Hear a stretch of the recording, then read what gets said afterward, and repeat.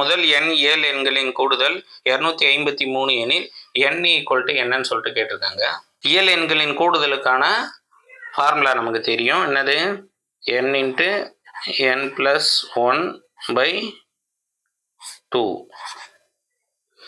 இது எவ்வளோன்னு கொடுத்துருக்காங்கன்னா ஆன்சர் அவங்க கொடுத்துட்டாங்க, என்ன தான் கண்டுபிடி சொல்கிறாங்க. அப்போ 253.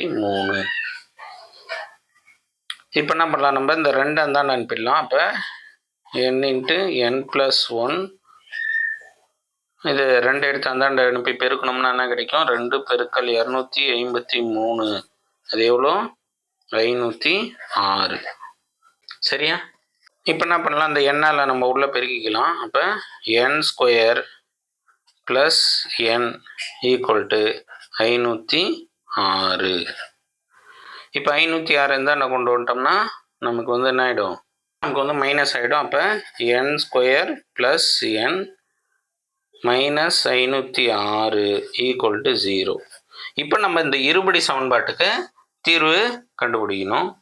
இப்போ பாருங்கள், ஒரு 2 நம்பரை பெருக்குனா நமக்கு 506 வரணும். சரிங்களா? -506 வரணும். கூட்டினா 1 வரணும். அந்த மாதிரி 2 நம்பர் என்னவா இருக்கும்? 22 × 23. 22 23 பெருக்குங்க, என்ன வருது? 22 × 23.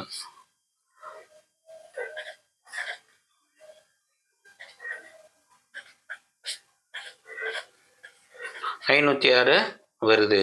அப்போ அந்த 2 நம்பர் என்னது? 22 23. இப்போ இதில் ஏதோ ஒன்றுத்துக்கு நம்ம மைனஸ் போடணும். அப்போ தான் ஆட் பண்ணால் +1 வரணும், பெருக்குனா மைனஸ் வரும். அப்போ என்ன போடலாம்? எதுக்கு போடலாம்? +1 வரணும்னா அப்போ சின்ன நம்பருக்கு தான் நம்ம மைனஸ் போட்டாகணும், இல்லையா?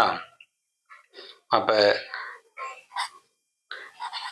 n - 22 n + 23 = 0.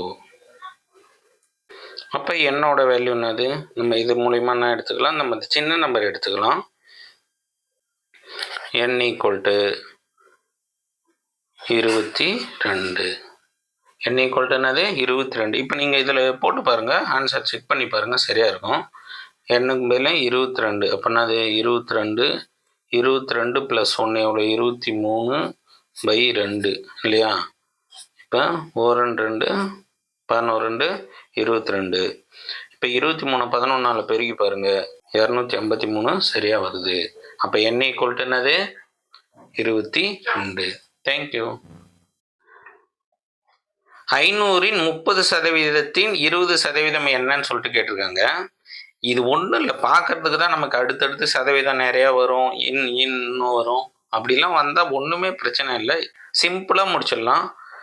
இன்னுன்னு இருந்தால் பெருக்கல்னு அர்த்தம், அவ்வளோதான். அதை மட்டும் நம்ம புரிஞ்சுக்கினா போதும். இன்னுன்னு இருந்தால் பெருக்கல்னு அர்த்தம். இப்போ 500இன் 500 இன்னும் வந்தால் பெருக்கல். 30% 30/100, திரும்பி இன்னும் வந்திருக்கு பெருக்கல்.